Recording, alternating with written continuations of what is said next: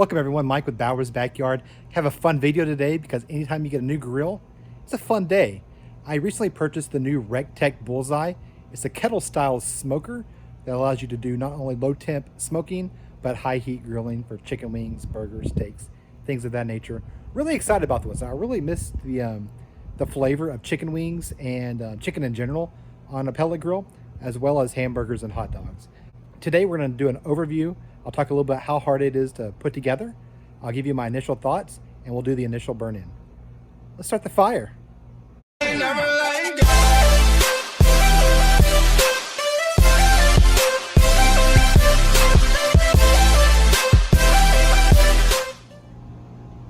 Okay, the grill is all assembled. Overall, it wasn't too difficult. I will go over the most difficult part. First thing is these legs. These legs weren't the easiest to put on. Let me see if I can get a good undershot of how they connect to the body of the grill. Okay, as you can see here, the legs look quite simple. You figured you just screw it in and you'd be done with that. Not quite the case. I really had a difficult time getting these to screw in. So while I was having a difficult time screwing in those screws from the legs to the body, I got a little frustrated, so I went ahead and took a breather to cool off. I went to the Bullseye group page. I saw another poster there had the exact same issue I was having. He suggested that putting canola oil on the screws would help with that, and he was absolutely right. Killer job, went right in after I did that. All right, let's go look at the rest of the legs. So to put on the legs on the wheel side, as well as the staple side, they give you these little tap caps that you would find on your child's Fisher-Price little cars, where you basically put on there and tap in there. Not that easy with this grill. Every single time I try to tap it in, especially on the wheel side, these things would collapse and they would just pop off. Extremely frustrating. So what I eventually did on the wheel side is I found a nut in my garage. I have no clue what size that is. That fit perfectly. Did a little bit of spray paint. It looks great. On the TEC Bullseye group page, someone said that the sizes for the front and back is M8 and M10-1. I went ahead and ordered some just in case these were ever to pop off. Okay, overall, putting this grill together was pretty easy. The leg issue did take some time and lots of frustration, but overall, I'm not going to complain. The only thing I could say to rectec is maybe put in the instructions to use the canola oil, because that made a world of difference. Also, maybe stop using those little tap caps and put some nuts in there. It looks better and it's so much easier to put on. So let's go ahead and take a look at the finished product. Absolutely gorgeous grill. I like the stainless steel upgrades with the new version. I seeing here has a porcelain coated grate, as well as a deflector plate. I had read online that the deflector plate wasn't that great, but it seems pretty sturdy. I'm happy with it, what I've seen so far, but of course the high heat temps, you never know how it'll hold up. Another added benefit of the new model is it has a PID controller. As you can see, the thermometer sits right there underneath the grate. Here is the PID controller. Now this model does not have the Wi-Fi, but at least it has the PID and the digital display. I'll show you more during the burn-in. Okay, as for the hopper, it is a 15-pound hopper, so that means 15 pounds of pellets will go in there. I get on average about an hour burn time per pound of pellet, so this would easily do an overnight cook. If you cook higher than 275, you may want to check on it during the middle of the night, but that'll definitely do. As for overall quality, I'm impressed. This is a $400 pellet smoker. It's not the cheapest, but for the price, I think it's absolutely the best. With the full 22-inch cooking grate, you can easily get a Packer brisket in there, 2 to 3 pork butts. I know they also have a small shelf you can put in there to really load it up. Tons of hamburgers. I'm really looking forward to using this grill. It's a lot better than I thought it would be for the price, just for my initial thoughts. But of course, until I start cooking, I won't know for certain. Only other thing I do want to add is that these grills do require a spacer for the lid. Mine did not come with one, but I called Rectec customer service. They're gonna send one out. And they said in the meantime, just put a little sheet of foil under there and that'll suffice until I can install my spacer. So let's go ahead and start this thing up and do the burn-in.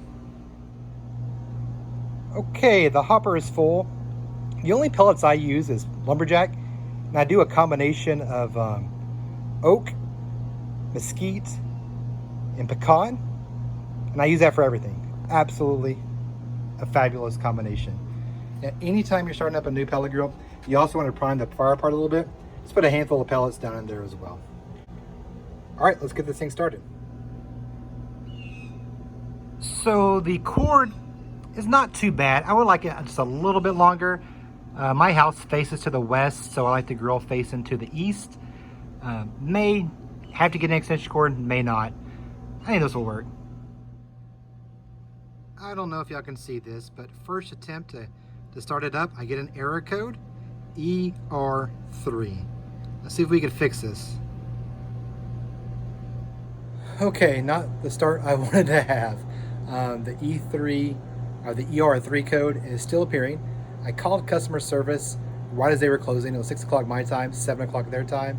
It's about 7:15 my time, so 8:15 their time. Not a call back, so hopefully they'll call me on Saturday.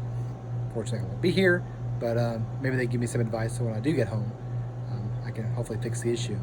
I did find an old video on their YouTube channel that said the E3 or the ER3 error code was for a power issue. So I tried every outlet that I could get an extension cord to within my house. Yeah, didn't fix the issue. You know, I had the rectec 680, did have a single issue with my power outlet. I had the Green Mountain Grill, not a single issue, and everything else works with the outlet I have outside. So I don't know. We'll wait and see what they have to say, and we'll go from there. Let's try it again tomorrow. So one of Rectec's representatives sent me a message on Facebook telling me what I need to do to try to fix the issue.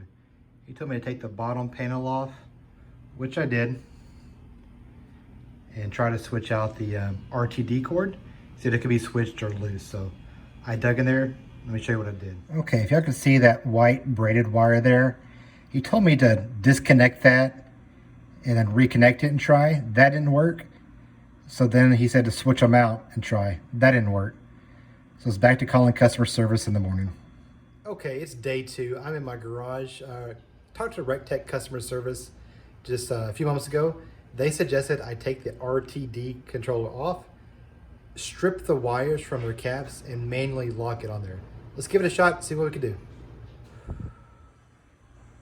Okay, so the workaround the Rectec technicians gave me didn't work. Unfortunately, they're sending me a new RTD probe and controller and want me to replace the RTD probe first. If that doesn't work, they want me to replace the controller. Man, I've been waiting for this grill for 18 months. This sucks. All right, I'll be back in a couple of days. Whenever this stuff comes in the mail, I'll give you an update then. All right, we're back at it again. Let's recap. So I got the grill on Friday. Didn't work. I contacted customer service on Saturday. They gave me some tips on how to fix it. That didn't work. They promised to send me out some replacement parts on Monday overnight. They did. So it's Tuesday. The parts came by 10:30 my time. I'm on my lunch break at work. Let's see if we can replace this RTD probe and get this Bullseye going. Really excited to use it. In removing the old RTD probe, I think we found the problem. This was just stuffed in there. It wasn't even connected or anything. It fell right on out. Hopefully this works. We did it! We have fire! I'm so dumb, guys. All right, I'm gonna go take this out back and let's season it up. Okay, we finally had this thing put together. It turned on, and I'm doing the initial burn-in. I'm gonna do about 30 minutes at 350, and then I'm gonna come in and spray down with some canola oil and finish it up for another 30 minutes or so. All right, I'll see you when it's time to spray. Okay, it's been going on for about 45 minutes now at 350. I'm gonna go ahead and spray down with some canola oil and let it go maybe another 30 minutes to an hour. I do want to point out this handle does get a little warm. You can't really hold on to it too long. But I do have that new spacer in there. That may be a little bit of the reason why. As far as spray down, we're gonna do the lid first, and a little bit on the grates, This thing is hot, so I don't do too much on it.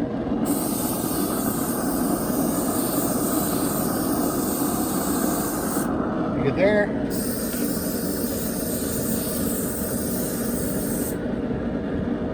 It's pretty good to me.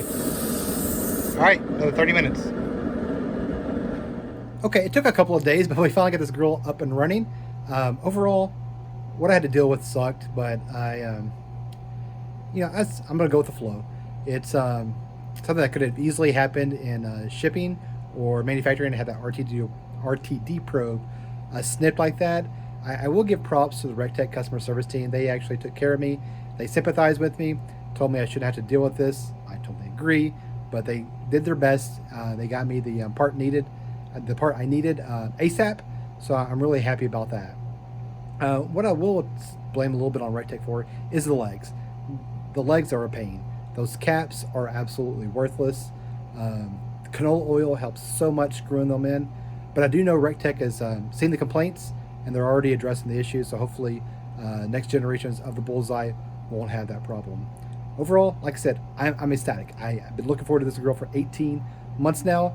I like the fact that I'm going to be able to do high heat cooks, which I really enjoy the pellet flavor on like hot dogs, chicken,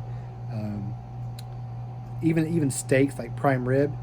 So I'm really looking forward to using that, and I'll also use it for low and slow. I do prefer a charcoal smoker or a wood burning smoker or offset smoker for like briskets and pork butts and ribs. But I'll also use the rectec quite a bit, especially if I'm cooking something during the week. This thing is known as the weekday workhorse, and I absolutely plan on using it as such. Alright guys, be sure to like and subscribe. I have a lot of videos coming up using this Bullseye. Looking forward to breaking it in and seeing all what it can do. Alright, thanks for watching. The fire is out.